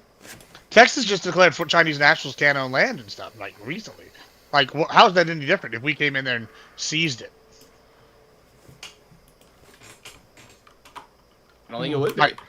Right? Like, we're basically, we do that with TikTok, basically? Like, here's some pennies on the dollar. Yeah. Taking TikTok. Obviously, the U.S. is hypocritical in that we have nationalized foreign assets also, maybe not to the extent Venezuela has, but, like, I just want to I'm a little confused here. I thought we were just doing strikes on boats, in the Caribbean. Are we overthrowing the regime and getting our oil back now? Like, what's our end goal here? Trump has suggested that. That's the Don Roe doctrine. I understand Trump has suggested that, and I mentioned that, and the thing I heard from Grid, and I don't know if Tyler mentioned it, was, we're just doing strikes against boats in the Caribbean right now. We haven't done anything against Venezuela itself. So now are we not only going after the cartels in the sea? Are we going after cartels on land, and are we going after not just the cartels but the regime itself? I just want to know. I just want to know where you guys stand on how They're much one we and should the be doing. same. They've already been linked Hold multiple on. times. I told you earlier Okay. we have a $50 million bounty on the head of the You leader did tell me of the that. country. Like how? I mean, what else can you derive? I'm asking you, from Grid. that? If Trump said, "I'm not just going to do strikes in the Caribbean anymore. I'm going to do strikes in Venezuelan territory against cartels," or I'd "I'm wanna know going to the do motivation. strikes against the I would wanna know Venezuelan the government motivation itself," for that escalation. I would need to understand why we needed to do that, or why he felt like we needed to do that. My guess is that it could be coming just because they're gonna find is they're gonna find the slave labor camps and villages where these people are in horrendous conditions, and we're going to go in there as a humanitarian. Those are air quotes. Humanitarian effort to free those people, and that'll be The humanitarian with the B-1 bombers. That's yeah. humanitarian effort. No, I think Yeah. we're going to use. I think we're going to use the 160th SOAR and go in with helicopters. That'd be my guess. But Grid, you And you don't would, think that that slave labor is worth us going into to save, right? I mean, that's not a real argument. There's slave labor going on everywhere in the world. That's how slavery I mean, ended. literal slave, not people not getting paid. I'm talking about like the Uyghur Muslims, working over the people working under armed guard in slave labor camps. Yeah, I mean, the Chinese are like organ harvesting the Uyghur Muslims. Are we going to invade China? We do go into nations for humanitarian reasons all the time. There's genocides in Rwanda. There's different things. Again, Kosovo with Clinton. There's all sorts of. I don't think it's always. I don't think it's always bad to have a humanitarian goal in war or whatever. Like I, unlike Gibbs, care about people in other countries. I want them to be better off. I will mention this is also the same president that cut all the money to or 83% of the programs from USAID, and that's probably going to kill more people in Africa than any of the people that he's going to save in Venezuela from slavery or whatever. And I'm pretty sure Grid supports cutting all the USAID. Weren't you just talking about sticking to the topic? As well. Well, I'm saying it seems kind of hypocritical when you say we're gonna go into some humanitarian aim. To derail off of this, off of the gunboat diplomacy thing into other areas. I'm not trying to necessarily I'm saying if we care so much about slavery in Venezuela that we're going to do an invasion, it seems like we should care so much about it. I said that it is a perfect excuse that's a justification. Slavery and what Venezuela does with their elections usually don't merit an invasion. They usually merit sanctions, and that's exactly what they got. So I wouldn't say that justifies it. What justifies it is that they are directly involved with terrorist organizations. Like, again, the Suns. That does break the line, right? Let me go ahead. Let me reframe this a little bit, because I think there's something interesting we're kind of avoiding here. Is let's go back to this Don Road thing. All right, so Cuba and Venezuela, they're really tight. I think when Peru and some of the other countries are kind of looking to Venezuela to be the lead on fighting the U.S. and kind of being like, hey, stick to the U.S. And other countries in the region like Argentina and Brazil, they're getting more in bed with the United States as we go. I see this as more of his overall Latin American policy, right? Like he's doing the Don Row. Like he's like, okay, Mexico, you need to get rid of the Cuban fucking influence in your area. And basically Cuba had to force out them using Cuban troops and stuff. And then now he told hey, Venezuela, we're coming for you. And Cuba's once again being super isolated again, right? For whatever reason, I don't know why we haven't just gone in there and taken them out, but they're getting isolated again. And now he's forcing this on Venezuela. And it's basically if Venezuela falls, he thinks these other countries are going to fall in line. And I like with the no new wars thing, if someone said this earlier with the drug war, yeah, it's basically a continuation of the drug war. I don't know that I see this. I don't see him if they escalate an attack on the land. I don't know if it's going to escalate further.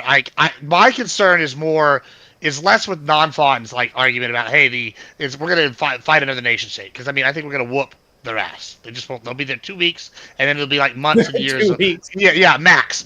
But then we'll be fighting the cartels and the people in the Panama back.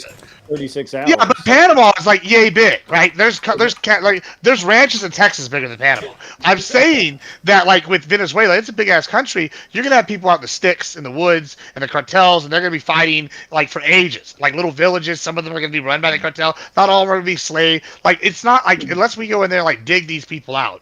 They're just going to keep crawling out. And I don't know if we have the gumption to do that. I just see this as more of a larger change where he's trying to force China and Russia out of our hemisphere, and I think he could do it with hey, if we take out the big dog on the block, which is in our hemisphere, which I guess is Venezuela, then he could force Peru and these other countries to fall in line. Maybe it could be that. I mean, the logic, when we look at what's happening in Africa with Mali and Ghana and a couple of the other small little Rwanda's turned them all into their bitches. And well, I mean, those were basically like Russian run, and now the Russians have been run out of it. And even though a lot of them are still employed there, technically, by whoever's the technical leader of the country that day. And I could easily see Venezuela and a lot of South America becoming that kind of a version of that side of Africa, where it's just a bunch of little warring nation states that just never stop fighting with each other. And it would be great if we could stop that, if we could prevent that in our hemisphere. But they're not doing that now. Why would we? Wait, hold on. Wouldn't us taking out like an established country lead more likely to that?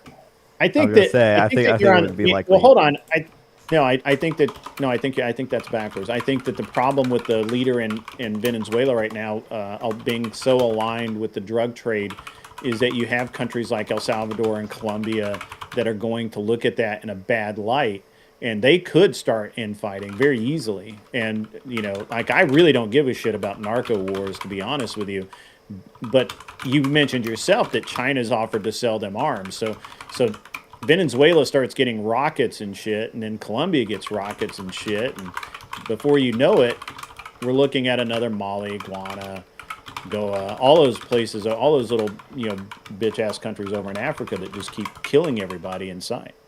And I wouldn't want that in my hemisphere. I wouldn't want that south of my border. So I linked a couple of laws in the group chat here.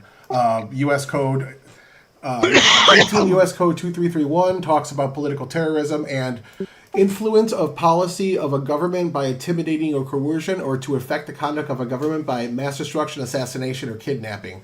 They clearly fit the criteria of a terrorist group because they do that. It does not have to be in the United States. The INA 212A3B also backs that up and says also if you're a member of an organization that has been deemed a terrorist because of those events, you are also deemed equally as guilty and able to be attacked in the same way. I don't even think this is not even what they've been defined at. The term international terrorism, they've been designated as a foreign terrorist organization, which is under, I believe, a different code. I don't think it's and it's under the definition I gave earlier, which led to the whole dispute we had over what political violence is.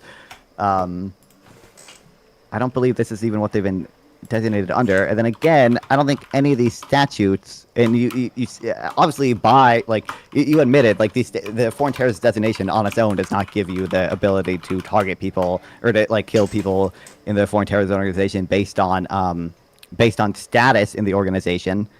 You would have to actually pose some legitimate armed threat to the U.S. And I don't believe killing politicians at other places or whatever represents any type of armed threat to the U.S. That would grant the president and the Department of Defense the ability to target people based on their status as a member of a foreign terrorist organization. Status-based targeting is a pretty rare thing. Hold on, I guess that's an interesting question right there. What would constitute a threat to the U.S.? Would selling billions of pounds of drugs that kill people by the thousands in the United States? That's not terrorism. That's not what's understood as national security. Hold on. That is national security, right? But then you can look at okay, well, what is national security? Okay, well then we can look at okay, you brought up political violence. Well, I think the Charlie Kirk killing is recently in mind. He's not even a politician. That would be political violence, but it wouldn't be politician against an actor of the state. Okay, so they kill say a mayor or something, or the chief of police of, I don't know, San Diego, Texas, right? Well, that would be political violence, but that wouldn't be a national security level thing, right? That's what where is the line on both of these where it's agreed upon action that y'all are saying? Because I feel like the cartels cause more danger to us than any of these. Yeah, I think the thing is Non-Fon's trying to say that they're not a terrorist organization in his opinion. Hold on, not just in my like the thing I'm citing, like I'm not an expert in this field. Like I read, not that I've done a ton of preparation for this They debate. The are a things terrorist I read were a bunch organization. of stuff from They lawfare are and a a bunch of terrorist stuff from organization. just Doesn't security, matter. and they're They're citing terror- like U.S. They've statutes been when they talk about this designated a stuff. terrorist organization, so I don't. Yeah, the designation. Yeah, and again, but this you also plays in understand the the national. president can Listen. probably. If they're terrorists inside Mexico because they're killing hundreds of Mexican politicians to affect policy to allow them to operate within Mexico, and that is thus allowing them to push drugs and illegals into our country through human trafficking, many of them being terrorists. I think they caught 20 on the border last year and things of that nature. Then yes, they are affecting national security with their illegal pipeline of human trafficking and drugs coming into the country, since their terrorist acts in Mexico allowed them to gain a foothold in that nation. But the national security thing is not even a thing Trump cited, right? Trump just said we're in a non-international armed conflict against the Venezuelan gangs because of the they were a foreign terrorist organization, right? I'm looking I don't at think what he Trump used said. the word foreign terrorist organization. I think he just said they're a terrorist organization. Yeah, international terrorist organization just means not in the United States. International means anywhere in the rest of the world. They are designated a terrorist under the law that I cited to you. I don't disagree that Trump designated them a foreign terrorist organization or whatever. And that was backed by the But courts. just a terrorist you keep using that word foreign like it keys something, but they're just a terrorist organization. Because that's the definition, that's the definition that matters here. And Trump Hold on. has also Hold called on. it a national security Hold on. threat You just said multiple something, though. times. This was my whole point that I just made to you, and I was asking you earlier about what's the designation and the status. That was the thing that Nonfa and I both kind of agreed on, which is concerning. Okay, so if it's just a terrorist organization, and they suddenly decide a lefty gets in power and suddenly declares the Republican Party a terrorist organization, are we going to be okay when they start drone striking our houses? Like, No. that's a real That's not going to happen now because it's it does not matter. allowed. No. It's not allowed, right? It's not Right, it's not allowed allowed, now. yes. But your whole point was that's only foreign terrorists, right? Because and you're then now conflating two different types of laws. no, I'm not conflating. I understand Yes. what I'm conflating. Yes, I am. But what I'm arguing is the slippery slope. First, we argue U.S. citizens outside the United States. They don't apply with whatever. If we count them as a foreign terrorist organization person, we can drone strike them. That's fine. Okay, cool. So now we've got rid of the protections for U.S. citizens outside the U.S. in certain circumstances. Cool. So what is the line that's going to change here when they go, oh, based off this legal theory, we've already declared them not special overseas. Why can't we just declare them not special here and declare, oh, the KKK is a terrorist organization. We should give them the same rights as Because the Al-Qaeda. Constitution and says- Yeah, just because this is from the notice Trump Constitution. sent. The president determined these cartels are non-state armed groups, which again conflicts with the AEA thing, Yeah, but but whatever. the cartel didn't apply to Designated the them as people that terrorist were organizations their and citizens determined outside that the US. Why does it matter now? Just real quick, determined that their actions constitute an armed attack against the United States. That's what the president's notice to Congress said. To Grid's point, I just wanted to say, like, if we had a U.S. citizen and you had a drug cartel from Mexico in the U.S. and they were handing off drugs and we drone strike the drug cartel and we also killed the U.S. citizen in that process, then it's hard for me to say that what Grid is saying is wrong, right? Like, how would that not be the same issue here? We would be killing a U.S. citizen in this case in U.S. oil just based on a drug deal, the cartel. That is a terrorist organization. And Tyler's saying it's unconstitutional. Well, the guy's dead.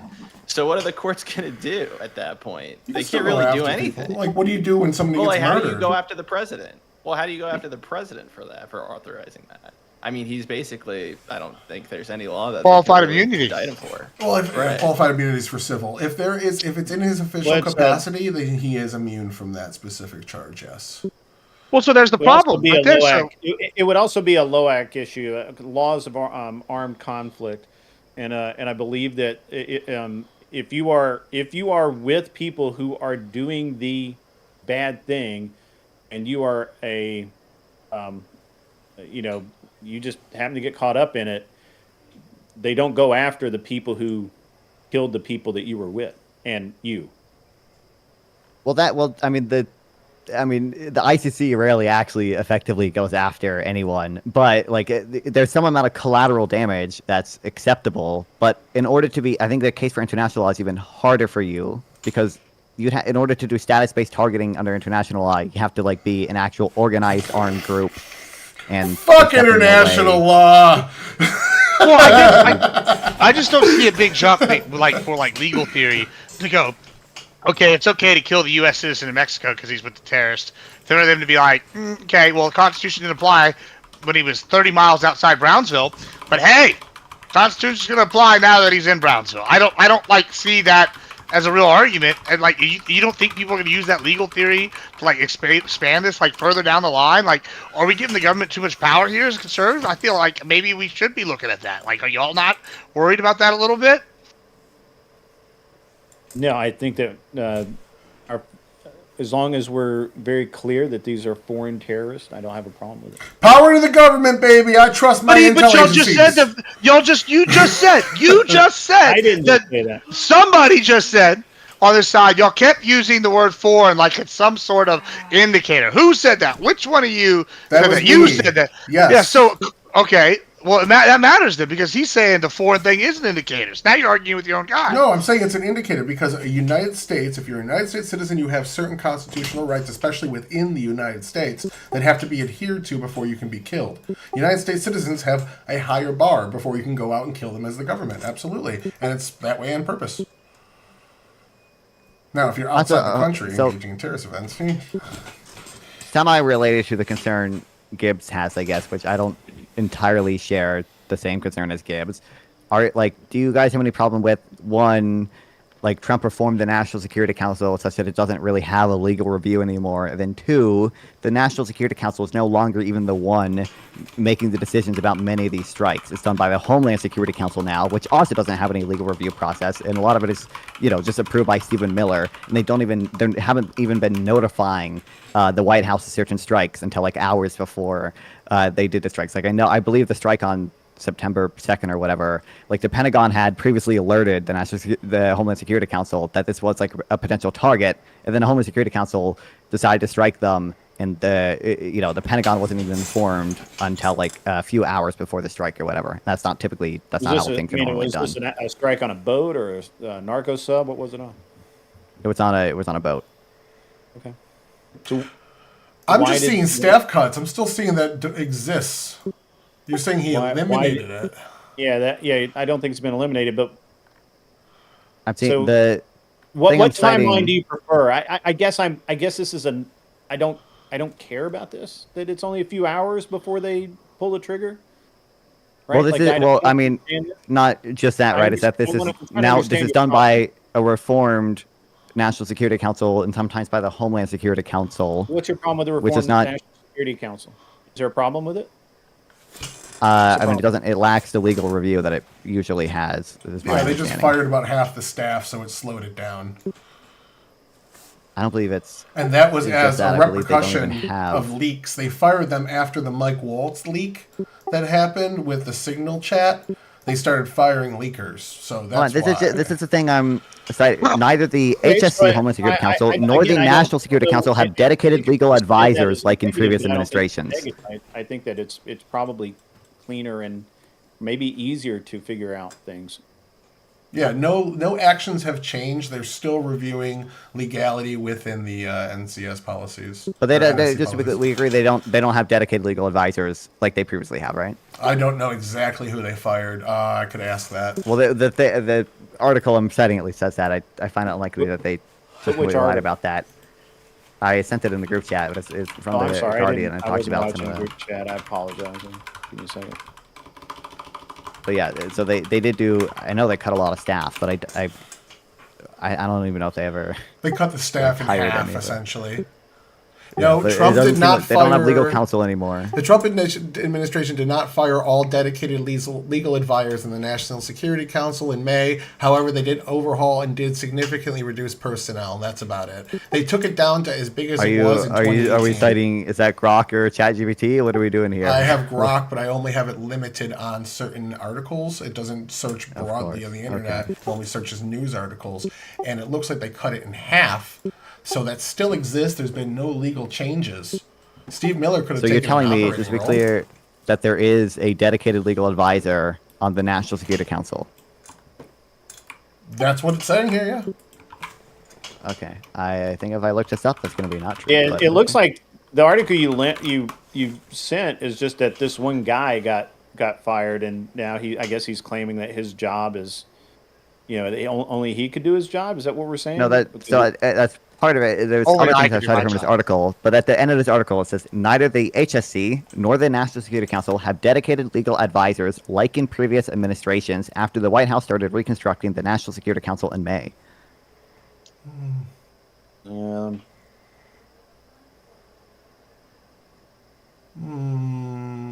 They have other, like it says, were approved by the Pentagon General Counsel and apparently like Trump's White House lawyer or whatever. The White House counsel's office, which has a lawyer tasked with handling National Security Council matters. So it sounds like they do have a dedicated lawyer. It's just not the guy that was there. Yeah, so It's not the basically, typical. They've restructured how these councils work because usually the Homeland Security Council will not be making these so decisions. there is a legal Usually there's advisor. dedicated. There's just not a dedicated legal advisor on every single step of the way. They does still go through legal advisors, and it does still reviewed by lawyers. Yeah, I don't see It's a problem not. there. And it's done yeah, I by. don't see It's the also issue done by there. the Homeland Security Council, which is usually not done by the Homeland Security Council, right? Okay, that's part of cutting staff. Is you start giving people additional work to do. I don't see. Is there any reason why that's bad? You don't view it as concerning at all that the U.S. is doing strikes on people who previously probably would not be targetable under most of our military doctrines.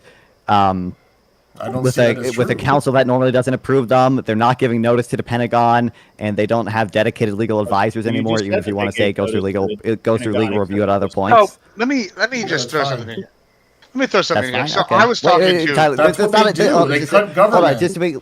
It's not fine. This is like a pretty It is, it's fine. relatively unprecedented thing. The only thing I think it's concerning. hold when on, the It's not UN when the U- unprecedented. It's only recent that this has it's been It's not done. unprecedented for the Yeah, did George Washington president have that? To the president to start doing strikes against, I Lincoln? understand you wouldn't want to say civilians, but people who ordinarily would probably not be targetable in I actually international waters, think the done by a US council that better doesn't now. normally Well, do but it, hold on, let's- not let- informing the Pentagon let's- without the dedicated legal advisors. Let me just actually expand. Hold on, let me expand. Yeah, Let go me ask expand on what Scott, Nonfont said. Tyler. Let me expand on what Nonfont said here. Actually, so I was talking to a Coast Guard guy actually yesterday about this panel, and he brought up that he goes, well, what's interesting is most of these people running the narco boats are usually the slaves that Grid is talking about. They're basically saying, you go run this boat, or we kill your family. And so now what we're actually taking out, and his argument is, that we're bombing basically slaves instead of like what usually they do is they capture them and then they take them in, they charge them with some crime or whatever, and then they usually flip them to get to be agents back on the people back and wherever they're from. And so he was like, what we're actually doing is we're not sending a message, we're just blowing up these potential moles and these people that are basically slaves, and maybe we're costing them revenue. And I was like, well, that's interesting. Is that something that you're not concerned about here, Grid? You just said it was possible. I mean, it seems like that would be not good for our overall being liked in the region if we're blowing up basically the slaves, on these boats. I've seen no proof that the Pentagon was not informed about a single one of these strikes. A couple of them Thank were you for within answering that hours. question. I'm sorry, I was answering that. I didn't know you were asking me No, one no, directly. What was it? I thought you were I'll take a asking run them. at that. Oh, that's really Grid there, but Yeah, I you said didn't hear that's that. possible. So yeah. I mean, it is entirely possible that that's the case, but I find it highly suspect. First of all, you're going to take a farmer and put him out to drive a 1,000 horsepower boat across the open ocean. How hard is it to drive a boat? Not that Millions hard. of dollars worth of product in it. Are you insane? That's the most insane thing I've heard tonight. Like that is absolutely now maybe they train them for 6 months or something like that. But I'm just I drive boats here and How there. hard is it to drive a boat, Grid? I've driven a lot of boats. I ain't got no specialty Yeah. training. I've driven a lot of boats, but I've never driven a boat across the ocean in the middle of the night with no fucking lights on it. I'm just saying, it seems like something to kind of special. Well, hold on. Why would you need lights? They did that for thousands of years, bro. I will tell you, if I got arrested by the Coast Guard, I'd be like, "Whoa, no, I'm not. I'm a slave labor guy. I'm a victim. Please don't shoot me." Well, hold on, Well, Grid. Grid, Hold on. There's What would I be actually doing? there was a case, Grid, where they bombed they struck the boat, and then they found the folks that were still alive. U.S. Coast Guard picked them up, and then they gave them back to Venezuela or Colombia or wherever they were from. So They used to do that a lot. In that case, why are we not executing the very drug smugglers That's right. that we have are to shoot them in the water. killing our citizens. If we're picking them up and distributing I it don't back know to their when country. that was, and I don't know what the current policy is on that. I know as in the military, blowing somebody up with munitions is different than capturing an armed combat and then executing them. That's bad. Like that's Why? That's really bad. Why? This has got to be harsh. Probably you got to lay down the law Because to these people. Yeah, because there are laws in combat. You just have These aren't governments. That's hold on. This is the whole. to us. Well, this is the whole gray area. This is why we can that's keep bullshit. people. You guys, No. We did that. We kept bullshit. people. No. This is Bullshit. exactly what we did. Hold on, Greg. You know, Why so- can we so keep? this is Why do we exactly keep people in Guantanamo for 40 years or whatever? Like, it's Well, because now, that would we be cool. Now, I don't have any problem with sending them to Oh, Guantanamo. okay. But you guys are absolutely fucking off the rails if you think that if you capture an enemy combatant and you can blow their head off, that only happens in the movies, man. Like you'll be court-martialed so fucking fast. Like your career's over. Like you're done. They will put you under it. Grid. And If he the might end up in president, if the Guantanamo. president's mission is to send a message to these drug cartels, and then we're saying, yeah, if we capture you, though, we're gonna give you back. We're just gonna send you on your way back to your country. I don't know that how they'll do solves that the now. problem. We don't do that. We I put don't them in know El if they'll do that. Salvador. They're in We all the don't, Tundra but we was did, in El Tyler. Salvador. Yeah, but Tyler, we did. We took the Coast Guard grabbed those two folks, and then we extradited them back They to did that their recently. country, their home country. Yeah, but Venezuela isn't accepting any of the people that we arrest and try to send back. Most of them went to El Salvador. No, I think it was Venezuela- Colombians, but Colombia is but- working with us. Panama's working with us, and a couple other countries. What we do is we send them back with all of the legal documentation and hope that country, if they're working with us, will put them in jail as well. Or go Wait, against Tyler, them on who trial. are you saying Venezuela's not accepting? My understanding is that Venezuela has accepted deportees even from non-Venezuelan countries. I was under the understanding, and I could look it up again, that Venezuela was I not think they taking were, and back then they their weren't. TDA. I Yeah, forget and where that's they why they stood. had to They go might to not. El- They might not accept some people who've been charged or whatever, but I thought they accepted a number of deportees at the very least. Also, but Tyler, like can we agree it's a little? Can we just real quick? You claim to be left leaning. Can we agree it's a little fucked up to send people to Sakat? Can we just that's a little fucked? Well, the Garcia, I think, is the only one that fit the criteria of that being fucked. All the rest were vetted enough to mean, be they're Triviago members. Even he Definitely. was. Well, I think there are definitely people who were deported as Sakat who were not, beyond a Gregor Garcia, who probably, did not withstand proper due process, as the Yeah, I Supreme think there Court was even like a said hairdresser after. we sent there. They were. The I only mean, literally. person that the Supreme Court said was Garcia. We brought him back. We tried him. We proved he No, was no, a no, member no, of TDA. Tyler. So the initial Alien Enemies Act deportees who were sent out on the planes, like 200 of them or whatever. Many of them were sent to Sakat. Afterwards, there was a Supreme Court ruling, I think JJG v. Trump, that said, in the future you have to grant immigrants more due process. You have to allow them to dispute whether they are actually deportable alien enemies. Now, if you want to say technically the Supreme Court ruling there didn't apply retroactively to all those immigrants, sure, but can we? I just want from your basic left-leaning moral What does this have intuitions. to do with narco boats getting blown out of the water?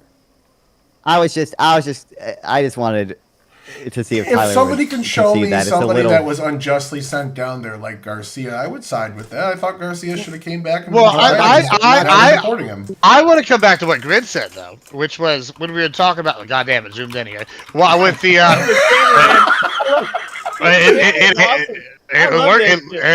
it's when it works. But what I want, do that, so I can, what I want to know is, you were sitting here just saying you're okay with throwing them in Guantanamo. That's kind of terrifying. You want to just give people special designation and then throw them and lose the key. If we instead of honestly, I'd rather just be executed in the water than be sitting at Guantanamo and been essayed and bit by dogs and whatever else they're gonna do to me there. Maybe test their fucking diseases on me. Who knows what they do over there in their little black site ops places? Why do you think it's okay? You must watch some great movies, man. I do. I watch a lot of them. They're good stuff. But Great deal.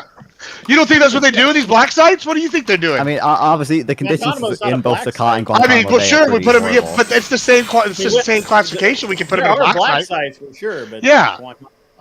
Yeah, but the Great same deal. classifications used for both for these people.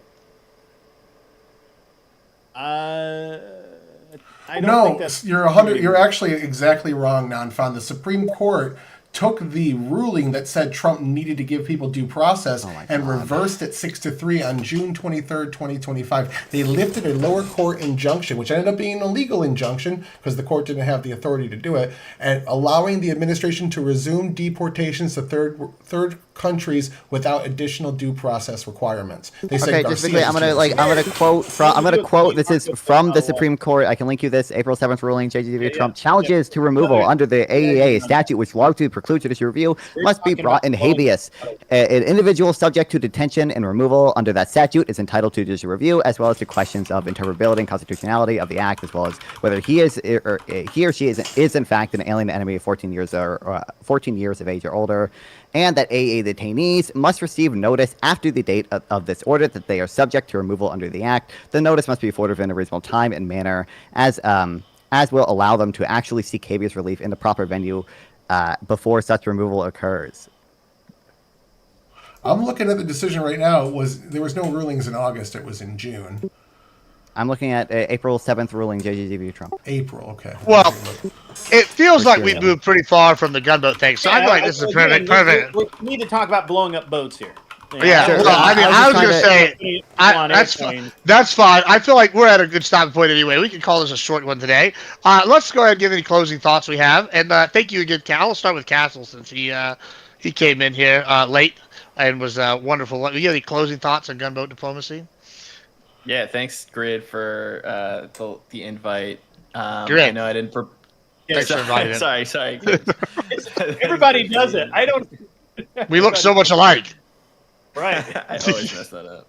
No, I appreciate it, and it was a good conversation. You know me, I kind of come in with an open mind, so I didn't automatically want to take one side, but I think I'd probably agree more with Non-Fon on this issue. But Tyler and Grid made some good points as well. You know, overall, my thoughts on gunboat diplomacy will still remain the same. I think that overall, there are just ways that we can get around cartels or terrorist activity, whether it's coming from Latin America through other forces, whether that's sanctions or the National Guard internally, or using diplomacy to get through these things. So I think when we start to weigh into airstrikes, missile strikes, especially in international waters and getting closer to another country's borders, I just think we risk waging a more powerful land war with a country that we have no, reason to do so. So when it comes to Venezuela, I think it would just be a waste of our time. If we bombed Venezuela and we overthrew Maduro, and then some new crazy cartel leader helped gain power in that country, or helped fund a new leader in that country, and we'd end up back in square one. Because drugs are a powerful force, Americans will always want to use them and buy them from somewhere illegally. So I think the war on drugs is always going to be a losing war. I think we should focus on bigger threats to us domestically, focus on Americans here. And I think, you could say that's kind of what Trump ran on originally. And I think he had something going there, and I think he's started to veer off course, looking into these foreign countries and what they're doing, if he doesn't like them or not. And I think that's starting to get off track from what matters to Americans most.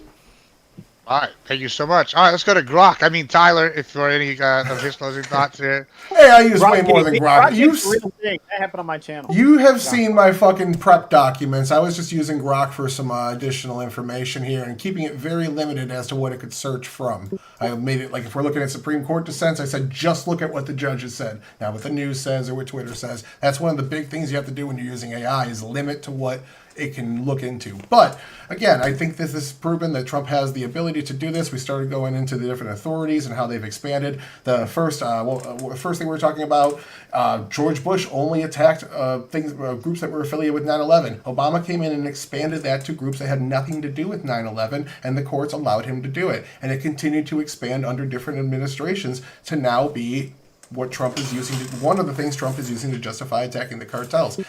In that April Supreme Court case, Trump was providing them due process. The only disagreement is how much time. Trump was giving them 48 to 72 hours. The Supreme Court said that's not enough. You have to give them at least 14 days, usually 21 days. So all they did was tell them, hey, you're giving them proper due process. You're not giving them enough time for this step. Just expand it 2 more weeks, and that's what they did. So they were still being provided the opportunity to appeal. That's all they had was the opportunity to appeal. And they had that. It just wasn't enough time. So no, it didn't change any of the... They just told them they had to give them 2 more weeks instead of just 3 days.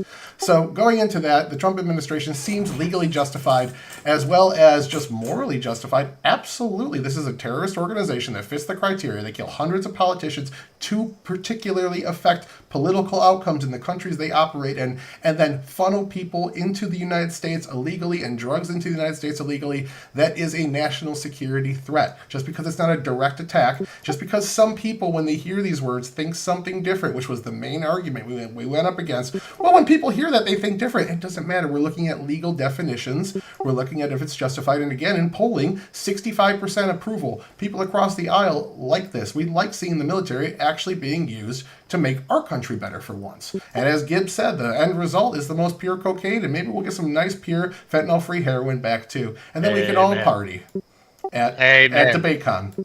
At DebateCon, yeah. We've been doing heroin and cocaine. We've been doing DebateCon. That's what we're doing. Speaking of that, let's go to non-fun. I'm sure you look like you had some rebuttals there. Yeah. Tyler, you should look into JGGV Trump more. That case is like in fucking defensible. There were people being rounded up and put onto planes before the proclamation for the Aliens Enemies Act was even made public. There were people giving documents who couldn't read English and like falsely told what the document said and like forced to sign them. That case is like indefensible. It was more than just like they didn't have enough time to seek habeas, which is bad too as well. You obviously did not receive a proper amount of due process if the Supreme Court ruled you did not have enough time to actually seek habeas relief. But regardless, yeah, I mean, I don't think the case is going to be legally justified. It would have to be like, even if they fit, I don't believe legally even they fit the definition of foreign terrorist organization, because I don't believe even legally political violence is interpreted to mean a cartel like killing politicians in furtherance of its goal to sell more drugs. I think there's usually probably more to it in an actual legal definition. Internationally, that's definitely the case. And a foreign terrorist organization alone doesn't actually give the president to target people based on status. There has to actually be either they like either you can target people based on them actually posing like an armed threat to the U.S. Like if there were just gunboats like shooting at Coast Guards, you could kill them. But if they, purely based on status, you would have to have a much more. You'd have to actually prove that the cartels are engaged in an armed conflict. We are actually engaged in an armed conflict against the cartels, which is like manifestly not the case under international definitions and domestic definitions of what armed conflict actually means. But yeah, I'm non-fun on YouTube, non-fun420, Twitch, Kick, and Twitter. I live stream on all of those, but my YouTube videos about a bunch of my old debates on mostly economics, some Trump stuff, some legal stuff, some foreign policy stuff. They're all on my YouTube channel, non-fun. You should go check it out. All right, thank you so much. And last but not least, I did confirm with Grid before we went live that he is going to be putting mirrors in all the bathroom stalls for us degenerates. I'm pretty excited at the DebateCon. All right, go ahead, Grid. What you got going on? I did not say that. However, yeah, look. So, I mean, to me, this is just an open and shut issue.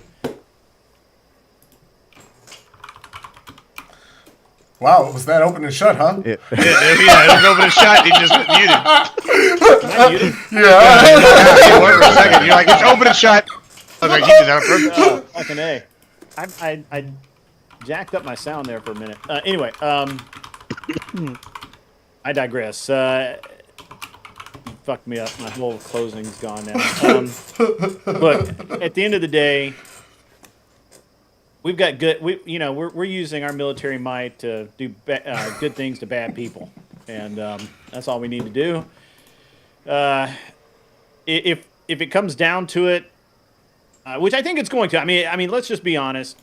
How outrageous is it that we actually have a $50 million bounty on the president of another country? That is kind of crazy. Interesting times with which we live, and somebody's going to cash that check. I promise you. $50 million is a lot of money. So when that happens, we'll see what happens. I don't know that it's. I don't know that we want to get into the idea of the Chinese or whoever being over down south of the border. I mean, they're already north of the border. They already own Canada, so who fucking cares? So at the end of the day, I'm to me, this is just cleaning up a mess that's needed to be cleaned up a while. I don't know about better drugs coming across, although from my point of view, the war on drugs is technically wrong anyway. But if we're going to do it, we need to do it right, and we haven't done it right for a long time. I guess that's it. You can find me at An Unreasonable Man on YouTube and Twitch and X as well. Sometimes I'm on X, not often. And I do a lot of cool stuff online. I look cool doing it. Fantastic. I appreciate it. Yeah, and next week we'll be back to normal political week stuff going on here. I've been a little bit slacking these last 2 weeks, but that's okay. We'll be back to normal next week. This weekend, though, we are got to try to recover from TwitchCon, and we're going to be doing a subathon, so it's going to be some wild stuff. We'll have wild rewards. Check it out. It'll be fun. It'll be most of the weekend. So y'all come by. It'll be good times. Thank you all for being here and appreciate it. And I guess we're going to raid out to somebody. Let's see who's on here. And we'll have a good rest of y'all's night, everybody. Bye. Salam alaikum. See you later. I think we just cooked the shit out of that dude. Dude, Nonfon didn't know what was up, man. He thought he was ready. He wasn't ready. He had a couple of good points there, but again, like, I looked into this thing. Trump was providing them. Yeah, he just overstates all of his points. Trump was providing them the ability to appeal. He just wasn't giving them enough time. So they but he has to take it. He always has to take it off course.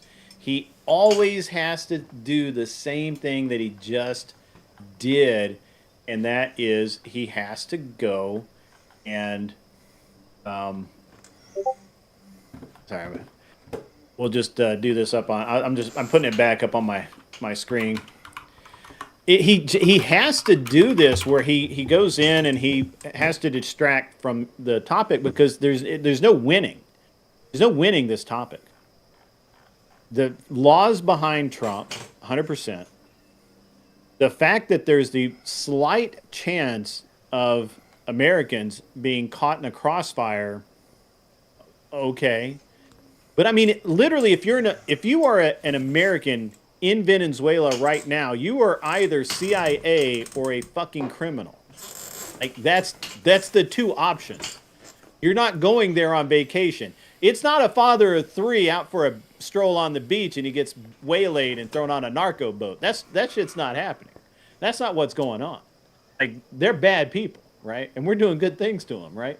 No. And I thought the whole idea, the sidetrack down the lawyer was an interesting Hail Mary that he threw. But what does it matter? As long as a lawyer looks at it, a constitutional lawyer looks at it, why do I give a fuck? That's what I said to him as well. Like, it's like you're putting this extra qualifying word in there. Like, they don't have designated legal teams. At every step of the way, they take it and run it by a professional legal team at the end. Oh, what's wrong with that? Yeah. I think that's better. I think it's better because now I don't have the same fuckhead who gets a bend or a preference or some bullshit to cloud his judgment. That was I like those. We're not going to bomb those guys. Those guys over there, we could fuck them up. But these guys over here, I don't want to fuck up. No, fuck that. The guy looks at it and goes, yeah, looks good to me. That's the thing with, like, if you ask RFK, RFK was going through the NIH and saying, like, where he was going to cut fraud. He said every single department had their own tech team, and a lot of these people were just sitting there waiting for an issue. So he started cutting tech teams and bunching them together, putting 5-6 departments under the same tech team, and saved hundreds of thousands of dollars a year by doing that because we had too many redundancies. Government's inefficient, but it would have taken us such a off the road to address his wild comment of, well, he cut staff back down to 2019 levels, so obviously everything's ruined. It was just nuts. It was a really, I mean, look, it wasn't a bad debate, but he could have done better. Now, Castle didn't know what the fuck to think. Like, I guarantee you, neither one of them knew that there's a $50 million bounty on the head of Maduro, or however you fuck you say his name. Maduro, whatever. My favorite part was when Tammany Hall was brought up, and he goes, I don't know who she is. Tammany Hall. Yeah. None of them goes, I don't know who she is. like, come on, man. Oh, I almost pissed myself. And but again, and he kept trying to veer it into different areas where he's more comfortable, which I would do too. But he's like, well, he kept using the word foreign terrorist organization, instead of international. Like those two things mean different things. Like, no, they're the same. That's the same thing. Nobody gives a shit about the spelling, right? Like they're outside of America, and they're a terrorist organization.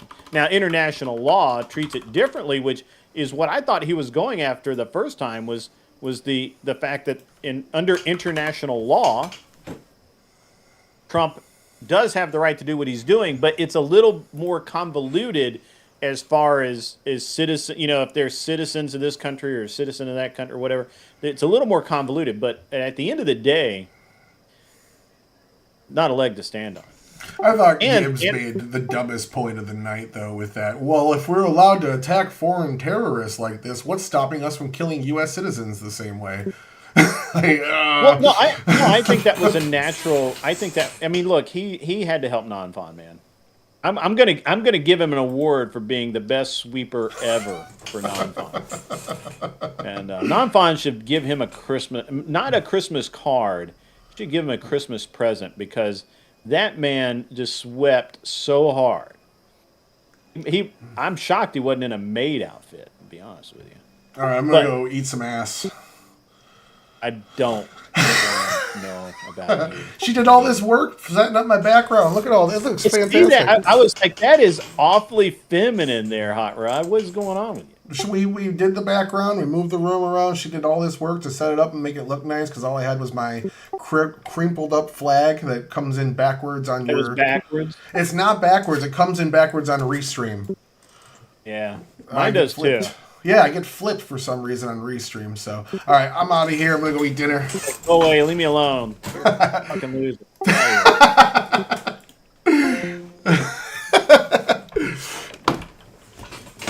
Oh, shit. Turn the stream off. Don't forget.